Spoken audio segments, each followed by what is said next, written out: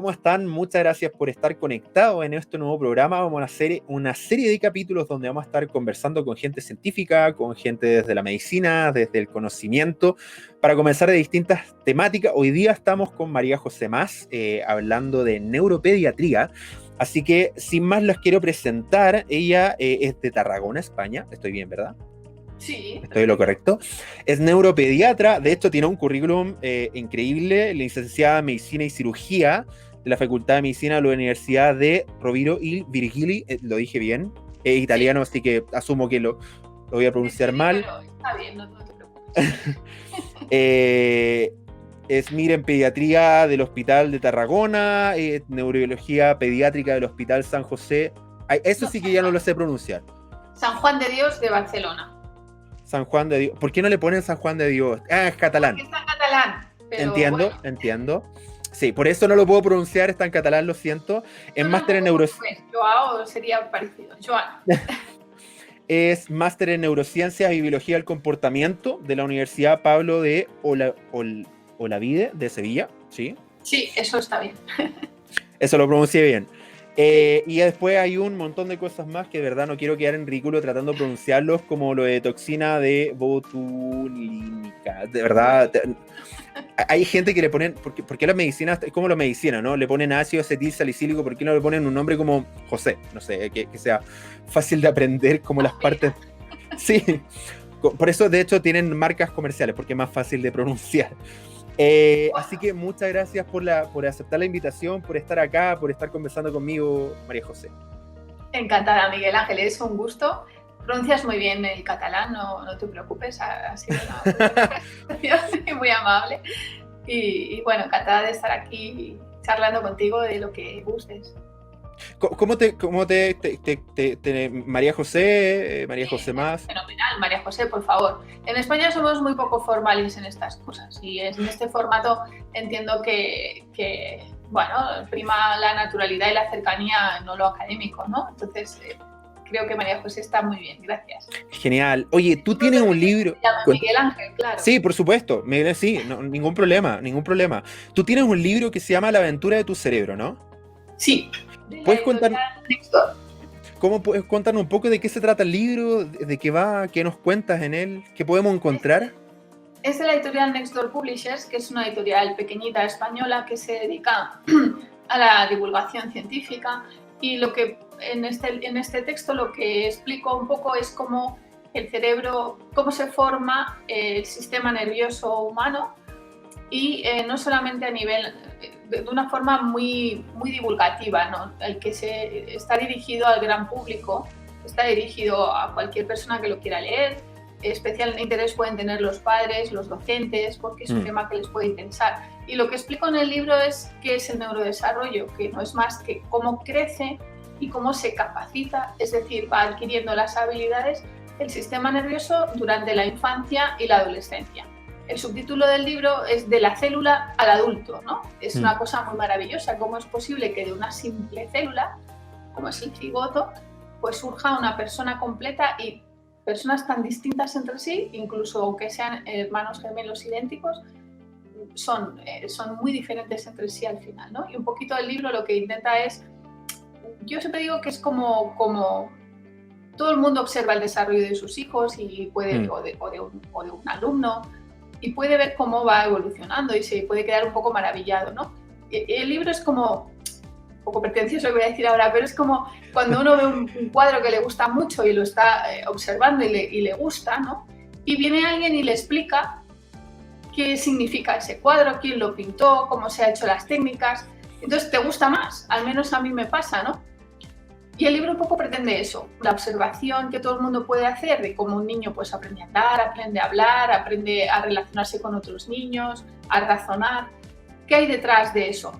No solamente a nivel biológico, sino también a nivel psicológico y a nivel de desarrollo humano. Y es un poco lo que es un poco ambicioso, pero sí. Bueno, ya vamos por la segunda, lo que se llamaría edición. Hay ya bastantes casi hay 3.000 ejemplares vendidos, lo cual no está mal para nada, para ser una, como tú lo comentabas, una editorial independiente, es bien interesante. Oye, tu mirada de la neuro... Chile, la Universidad de Santiago el Mayor de Chile, ahora lo he recordado. ¿La Universidad Mayor? Sí, la Universidad de Santiago. La universidad, es que está la Universidad de Santiago y la USACH, la Universidad de Santiago de Chile. Sí. Perfecto. Sí, sí. El máster de neurodesarrollo lo tienen como libro de referencia. Me contactó. Genial. Sí, sí, estoy muy orgullosa de eso. Tienen un máster en neurodesarrollo. Acabo de aprender que la universidad, la USACH, tiene un máster en neurodesarrollo. Increíble. De hecho, tú te pasaré el contacto del doctor.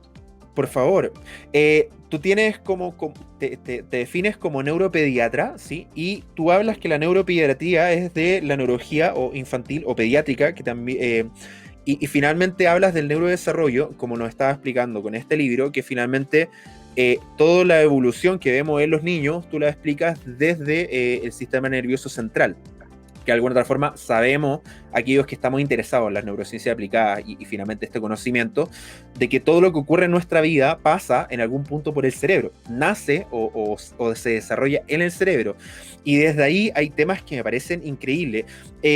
Tú hablas de 4 etapas del neurodesarrollo, ¿cierto? Sí. ¿Nos podías contar un poco cuáles son? Sí, eso es un poco la aportación que yo hago a la divulgación, porque esto no está escrito así en ningún sitio. En este libro sí. Porque es tu forma de definirlo, ¿no? Es mi forma de explicarlo, sí. Y entonces me pareció que era sencillo, tanto a nivel de público general como incluso a nivel académico, creo que se entiende mejor.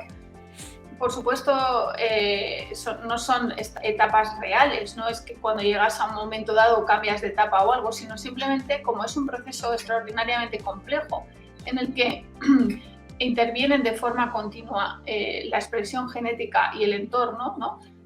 Un muy breve inciso para entender lo que significa la información genética. La información genética se expresa en función de las necesidades del individuo. Esto sucede en cualquier individuo, planta, animal, cosa no porque no tiene ADN, pero cualquier ser vivo expresa sus genes en función de las necesidades del entorno. Un ejemplo muy sencillo.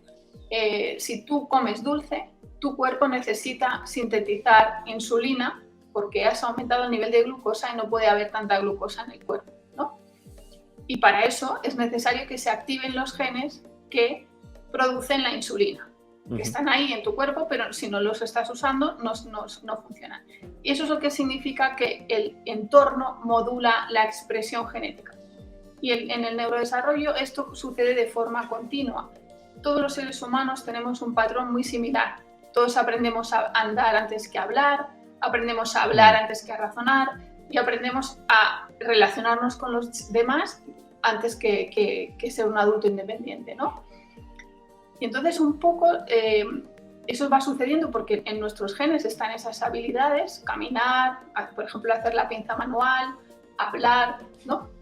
Serían 3 características propias del ser humano, pero nadie nace haciendo eso. ¿Por qué? Porque no es lo mismo hablar español o hablar castellano que hablar chino. Cuando naces, tu cerebro tiene todas las capacidades posibles para hacer todo eso. Pero el entorno va a hacer que tu forma de pronunciar, aquí entre nosotros es bien claro que tú naciste en Santiago, ¿no?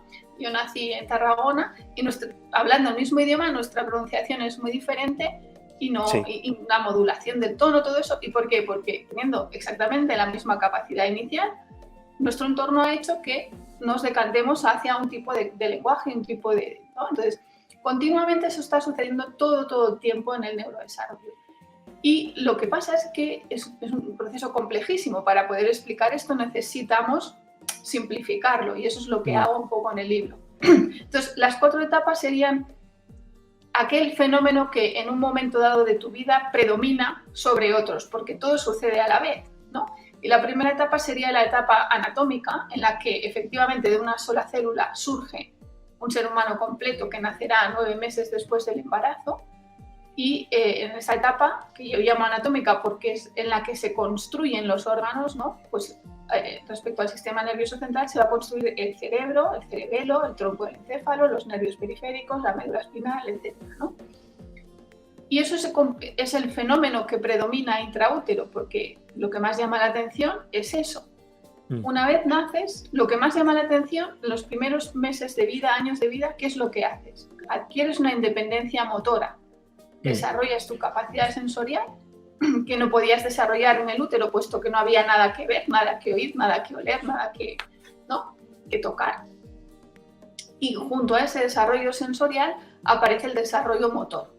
Y esa etapa predomina en los 2-3 primeros años de vida. Lo que el ser humano hace es adquirir una independencia motriz y domina la manualidad también, y domina el habla, que es una forma de conducta motora, porque yo puedo pensar y puedo tener un idioma y un lenguaje, pero si no lo expreso, no estoy hablando. Entonces, cuando hablo es un acto motor, hablar. Lo puedo escribir, también sería un acto motor, pero puedo simplemente pensarlo y eso no sería un acto motor, ¿no? Entonces, en los 3 primeros años de vida el niño aprende a controlar su postura, a manejar su mano y a hablar. De hecho, tú comentas, me acuerdo, tú tienes un hilo interesantísimo, perdón que te interrumpa, son 100 tweets de neurodesarrollo, y tú comentas que a los 9 meses los bebés comienzan a cambiar las posturas y a los 14 comienzan a caminar sin apoyo. Eso es parte del desarrollo motor, ¿no? Claro, la mayoría de niños alrededor del año de vida, unos un poquito más pronto y unos un poquito más tarde, porque las edades no son estancas, cada uno, pues por lo que he dicho, ¿no? Por el entorno. Pero hay promedios sí, de... Hay unos promedios que es lo que uno espera que suceda. Entonces, claro, a todos nos sucede que entre los 9 y los 14 meses los niños, más o menos, todo el mundo empieza a caminar, ¿no? Y eso es lo normal. Lo normal entendido como lo más habitual, no como que lo contrario sea anormal, sino que sale de la norma, ¿no? Perdona, me parece que perdí la pregunta. ¿Era esta? Sí. Es que estaba un poco entendiendo un poco esto, porque hay muchos papás. Yo soy papá primerizo, ¿sí? Tengo una hija que va a cumplir en muy poco 2 años. Y una de las cosas que más le preguntamos al pediatra, de hecho, por eso también me parece muy interesante el hilo, porque yo estoy aprendiendo, estoy en el proceso de que ella está comenzando recién a hablar, ya dice papá, mamá, a veces nos dice papá, mamá, a todos. Entonces, estamos descubriendo este hilo, a mí me parece fabuloso.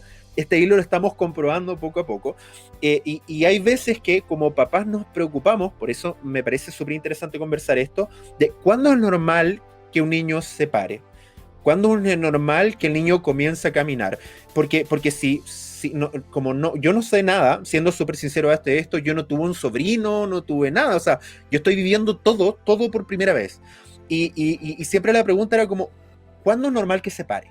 ¿Cuándo es normal que camine? Porque yo me acuerdo que a los 10 meses ya quería caminar. Entonces quería moverse y era como, ¿está bien? ¿O se va a deformar algo? ¿Va a ocurrir algo raro?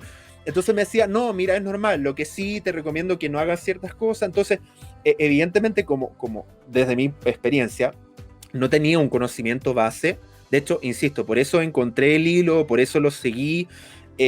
Porque de alguna otra forma voy preparándome a que es normal, evidentemente entendiendo que es dentro de un promedio, y el caminar a los 14, o sea, el pararse sin apoyo. Yo me acuerdo que Alitza se llama mi hija, me acuerdo que a los pocos meses ya estaba tratando de pararse y se podía sentar, y uno miraba y decía como, es normal que lo haga tan chica, no sé si a esa edad yo podía hacer eso. Y es extraño, por eso para mí es como definir eso, porque hay papás como yo primerizos que van a ver este contenido y que les interesa saber, oye, ¿cuándo es normal que él camine? ¿Cuándo es normal? Por eso quería hacer como ese check finalmente de el cambiar de postura, el caminar sin apoyo a los 14 meses, que es parte un poco de estas etapas dentro del neurodesarrollo. La verdad que no, la edad estándar no existe, porque primero hay un componente hereditario, pues quizá tú o tu esposa o tu pareja caminasteis a los 10 meses, es posible, porque hay un componente hereditario, ¿no? Pero después está el componente facilitador del entorno. Si tú mantuvieses a Alitza sentada en una silla, en una trona, atada, y no la dejases caminar, no caminaría. Pero en cambio, si tú la dejas en un entorno en donde ella pueda moverse libremente, le pones objetos de cierta altura, pequeñas banquetitas, taburetes bajitos para que ella pueda intentar trepar y pararse, pues entonces estás facilitándole que eso suceda. Por otra parte, a los neuropediatras, a los estudiosos del neurodesarrollo en general, no nos importa tanto la precocidad, porque no indica nada. Erróneamente se piensa que porque un niño haga algo muy pronto, esto es mejor. No. El problema es cuando lo hace muy tarde.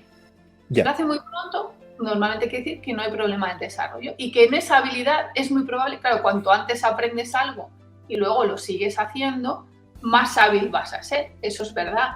Pero no pronostica, por ejemplo, a nivel sobre todo de cognición, ¿no? de cosas capacitativas, cognitivas, como pueda ser el lenguaje puro o un análisis. Claro que te da una intuición de que ese niño va a ser inteligente, pero no lo garantiza. No garantiza que en algún momento no pueda haber algo que surja y que pare, ¿no? Entonces, nosotros también es una perspectiva más médica. Lo que nos preocupa es efectivamente cuándo es un problema, ¿no? Entonces, más o menos un niño que hacia los 14, 15 meses no es capaz de dar algún paso solo, no digo que sea un problema, porque a veces no lo es, muchas veces no lo es, pero sí conviene que se comente con el médico, con el pediatra, pues para ver que realmente no hay un problema. Eso es importante. La mayoría de niños son sanos, no tienen un problema. La inmensa mayoría. Es verdad que otros tantos sí que lo tienen, pero la inmensa mayoría no. Y esa es la premisa con la que debemos afrontar la paternidad, con un poquito de tranquilidad. Sí, es que, bueno, siendo sincero, insisto, como para nosotros, ya evidentemente si hay un segundo hijo, ya va a ser más tranquilo para nosotros porque vamos a tener conocimientos base y una experiencia previa, pero cuando es primera vez uno está como, no sé, de hecho me estaba acordando mientras conversábamos de que ella primero se paraba antes de gatear. Entonces nosotros quedábamos como, espérame, no gatea, ya se para. Entonces como, no que debería primero gatear y después pararse. Entonces eran cosas que nos parecían curiosas. Me gusta mucho ese comentario, porque hay una creencia errónea, que la explico también en el libro. Estoy destripando el libro. Bueno, que la explico también en el libro. Y es que no es obligatorio gatear. No es obligatorio, es una variante. Hay niños que no gatean, hay niños que se desplazan culeando, otros que se desplazan por volteo, van girando, otros se rastrean y otros directamente aprenden a andar sin gatear. Eso no es un problema, nunca. Lo que pasa es que se genera un mito, ¿no? Como decíamos antes, y es que cuando un niño después, más adelante, se observa que tiene realmente un problema de neurodesarrollo, pues a lo mejor un problema motor, un problema de cognición, lo que sea, coincide que muchos niños que después ves que tiene un problema, cuando miras atrás dices, pues no gateó, pero no es es decir, no gatear no significa que vayas a tener un problema de neurodesarrollo. Es una anécdota. Si se para y camina, eso es bueno. Pues no quiere gatear, pues que no gatee, no hay ninguna obligación en gatear. Esto es un error. Y hay muchas, luego hay un montón de terapias y cosas extrañas que dicen que hay que gatear y sí o sí. No hay que gatear. El gateo es una forma de desplazamiento autónomo inicial, que se llama así. Pero que es opcional, no obligatorio de alguna otra forma. No es obligatorio. Lo que sucede es que la mayoría de niños gatean. Pues a lo mejor, voy a hacer una cifra un poco al azar, no es el dato exacto, pero a lo mejor el 70-65% de los niños gatean, pero no el 90% de los niños gatean, ni mucho menos. De hecho, hubiera sido divertido ver a mi hija dar volteretas para avanzar, pero no ocurrió. Hubiera sido como, avanzan volteretas. Una croqueta, ¿sabes? Giran así, y entonces ya. Hubiera sido divertido, ¿viste? Hubiera tenido muchas vistas en TikTok. Lo hubieras consultado, pero hubieras dicho, pero... Sí, yo hubiera quedado como... Te habría dicho, pero es que tú también lo hacías, porque suele ser hereditario. Entonces ya de hecho, sí, hubiera quedado como, espera, es normal que gire, no debería estar gateando.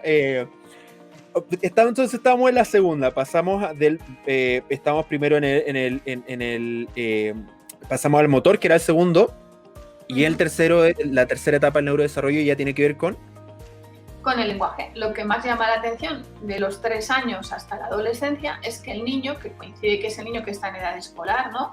Puede ser que aquí en España le llamamos preescolar porque no empiezan a leer y a escribir hasta los 6-7 años más o menos, pero quizá en Chile se llama de otra forma, ¿no? Lo que es prebásica, es lo mismo. Sí. Pues entonces más o menos de los 3 a los 6 es la prebásica y después es la básica, ¿no? O la escolar, en la primaria se llama en España. Y simplemente en esa época, ¿qué es lo que llama la atención? Pues llama la atención que el niño empieza a dominar el idioma, el lenguaje, y con él domina su cognición, porque el lenguaje es nuclear, es esencial para poder ordenar tus ideas, reflexionar sobre ti mismo, sobre el mundo que observas, comunicarte. Pero fíjate que comunicarte lo he puesto como una cosa más que hace el lenguaje. Mucha gente tiene la idea de que el lenguaje es muy importante para hablar y comunicarse, por supuesto, pero es que para eso primero necesitas pensar, reflexionar sobre el mundo, sobre lo que sucede en el mundo. Y lo que sucede en el mundo, si no tienes palabras, es mucho más difícil de reflexionar. Entonces, en esa época, pues es cuando tú adquieres los conocimientos que te permiten reflexionar sobre el entorno, y también es cuando más influencia tiene el entorno cultural, ¿no? Porque tú vas a dominar un idioma concreto. Es el tuyo propio, el tuyo materno, es el que vas a dominar más, ¿no? Y vas a aprender todos los componentes culturales que rodean a ese idioma, no solamente los propiamente que podemos entender como culturales, que podría ser pues la historia, la geografía, ¿no? Las costumbres de un país o de una región o de una zona, sino también el nombre de las cosas, la naturaleza, ¿no? En otros idiomas los objetos, los animales carecen de sexo. No hay, ¿no? En inglés, por ejemplo, es todo neutro. Lo que no sean humanos, los animales sí, pero aquello que biológicamente no tiene sexo, no tiene sexo, ¿no? Una silla es neutral, no es una silla. En cambio, en otros idiomas, como el alemán, pues coincide que el sol es femenino y la luna es masculina, según tengo entendido. Si alguien sabe alemán y me he equivocado, perdón, pero es algo así. Es decir, hay otros idiomas en los que, claro, el objeto que no es asexuado, pues el sexo cambia, ¿no? Y todo eso parece ser que puede tener también una influencia en la forma de pensar. O pensemos en algo muy, muy distinto al ámbito latino y al ámbito occidental, ¿no? Como serían los idiomas asiáticos. La manera de escribir, pues por ejemplo, ellos piensan más en conceptos y así lo expresan en su escritura. Ellos, tampoco sé chino, si alguien sabe chino también que me corrija, pero según tengo yo entendido, ellos piensan más, la expresión del lenguaje es más una idea, que transmite una idea que no una palabra concreta, precisa. También las debe de haber, por supuesto, ¿no? Pero, por ejemplo, la palabra transporte, transportar en chino, en japonés, perdón, no en chino, significa tanto comunicarte y cambiar de sitio como cambiar de idea, intercambio, significa intercambio, ¿no? Entonces puede significar, pues eso, intercambiar una idea y también, pues viajar a otro sitio. Entonces, claro, todo eso hace que tu forma de pensar, tu forma de estar en el mundo sea muy concreta y muy definida por tu propia cultura, ¿no? Y bueno, a mí eso me parece súper interesante. Y eso sucede en esos años muy tranquilos en cuanto al neurodesarrollo, porque el niño de primaria da muy pocos problemas. Un niño sano que no tiene dificultades en primaria, pues aprende a su ritmo, va bien, se porta bien, quiere agradar a sus papás, ¿no? Y generalmente aquí no sucede nada. ¿Y qué es otra cosa muy importante que sucede en esta época? Pues sucede que empezamos a salir de casa, ¿no? Empezamos a salir de casa y los amiguitos empiezan a tener cada vez más importancia. Cada vez te alejas más físicamente y emocionalmente, no es que no los quieras, ¿no? Pero de tus padres. Empieza a haber otras personas que también son importantes en tu vida en esa etapa. Hasta los 3 años, si no tienes amigos, da igual. Necesitas a tus padres, 3, 4 años. Hay un punto importante. O sea, si un niño no socializa de alguna otra forma con otros niñitos hasta los 3 años, ¿no hay ningún problema? A ver, voy a explicarme mejor, que me he explicado un poco así rápido. Es que me parece curioso, porque no es que no tenga amiguitos, pero no es tan necesario. Por ejemplo, mi hija va al jardín porque ambos trabajamos, o sea, estamos obligados porque no tenemos tiempo. Evidentemente, ella ha tenido roce con otros niñitos de su edad, un poquito más grandes, porque va al jardín, ¿sí? Y lo cuidan ahí y está en el día, lo ocupamos dentro de las horas de nuestro trabajo, perfecto. Pero hay niñas que no, hay niños que sus papás los pueden cuidar y no salen quizás mucho de casa, quizás tienen un familiar de la edad, pero no se ven tan seguido, por lo tanto no hay tanto roce social. ¿Eso no es un problema hasta los 3 años o debería no es tener... un problema per se. Uh-huh. O sea, a ver cómo lo explico sin hacerlo sencillamente, ¿no? El niño hasta los 3 o 4 años necesita sobre todo su entorno familiar estable. ¿Qué necesita un niño de 3 o 4? Pues es que el pobre no sabe ir al baño solo, necesita que alguien le acompañe para ir al lavabo, ¿no? Al cuarto de baño. Entonces, porque no es autónomo físicamente, no lo es del todo. Sí que puede correr y salir corriendo, pero tú no le puedes dejar en el parque sin supervisión porque se va a caer del tobogán abajo, o sea, no puedes hacer eso. Entonces, necesita mucho el vínculo, el contacto, el estar con sus padres, que son el cuidador principal. En el caso de que no haya padres, por la razón que sea, pues el cuidador principal, no importa. Tampoco importa que sea hombre y mujer, ya sé que me meto en un jardín, pero eso tampoco importa. Lo que necesita el niño es un cuidador principal y lo que se llama un cuidador secundario, que hoy en día, padres y madres, suelen ser los dos principales, porque en la mayoría de sitios se comparte, ¿no?, la paternidad y la maternidad de una forma muy igualitaria. Y entonces el niño vive eso como lo que él necesita. Cuando el niño cae y se hace daño y tiene esas edades, va a sus padres. Eso es lo que se llama la construcción del vínculo. Y es esencial que suceda en estos años, ¿no?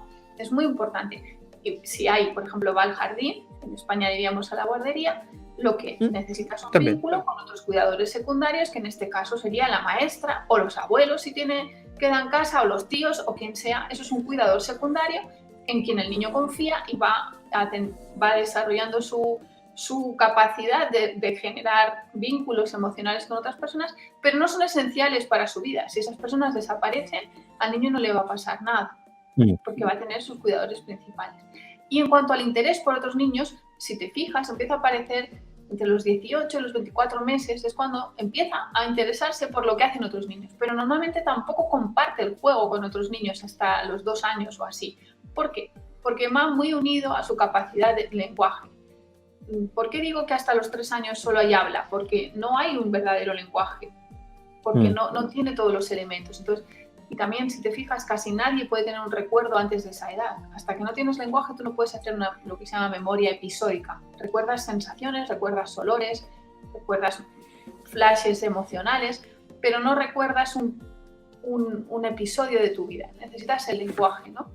Entonces, el niño muy pequeño, como no es capaz de elaborar esto, no puede hacer un juego imaginativo. No puede pretender que un coche rueda o que una escoba barre o que este papel es un teléfono, ¿no? A veces cogen un objeto, un bolígrafo y hacen ver que es un teléfono, ¿no? Eso no puede suceder hasta que el niño no es capaz de elaborar en su cabeza la idea de teléfono, la idea de coche. No puede suceder. Entonces el juego en unas primeras etapas es muy exploratorio, no necesita a los demás para jugar. Solo le basta con hacer ruidos, con probar texturas, no necesita a los demás. ¿Cuándo empieza a necesitar a los demás? Cuando su lenguaje empieza a elaborar historias. Pues ahora vamos a jugar a papás y mamás, o vamos a jugar a médicos. Y eso comienza cuando puede elaborarlo, que es a partir de los 3, 4 años. Entonces, claro que está bien que socialice con otros niños, claro que es importante que esté con otros niños, pues porque si el entorno así lo permite, pues estupendo. Ahora, ¿es imprescindible y va a dañar su desarrollo si no sucede? No. Perfecto. Probablemente no. Es una de las cosas que cuando el desarrollo es normal, hablo de niños sanos, probablemente en la pandemia esta que estamos viviendo, que hemos tenido que estar encerrados en casa, y creo que en Chile también habéis tenido una situación muy dura como hemos tenido nosotros en España, seguramente en un niño sano esto ni siquiera lo va a recordar, por lo que estoy diciendo, ¿no? Y porque mientras tenga a sus padres cerca, que le den sus necesidades básicas emocionales también, no necesita a otras personas.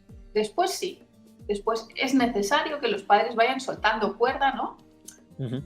Es una forma de decirlo, ¿no? Por supuesto. Dándole un poquito más de margen para... ¿Y cómo estará bien el niño? Pues sí, en los primeros años los padres han sido capaces de crear un vínculo seguro que le da a entender al niño que es perfectamente capaz de ser autónomo.